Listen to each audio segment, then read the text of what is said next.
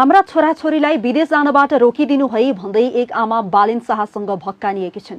बुढेसकालमा आफ्ना सन्तानसँग टाढा बस्नुपर्ने पीडा खेप्दै आएकी एक आमाले बालेन शाहसँग एउटै कुराको बिन्ती गरिन्। पश्चिम नेपालको कार्यक्रममा रहेका बालेन शाहलाई टीका र फूल दिएर सुमसुमाएर भावुक हुँदै ती आमाले भनेकी छिन्, हाम्रा छोराछोरीहरूले यही सुख पाउन्, विदेश नजाउन्। आमाको रोदन देखेर बालेनले भनेका छन्, आमा तपाईको यो आशा र भरोसा मर्न दिने छैन। यति बेला आमा र बालेनको यो भिडियो सामाजिक सञ्जालमा भाइरल छ। हाम्रा छोराछोरीलाई विदेश जानबाट रोकिदिनु है भन्दै एक आमा बालेन शाहसँग भक्कानिएकी छिन्।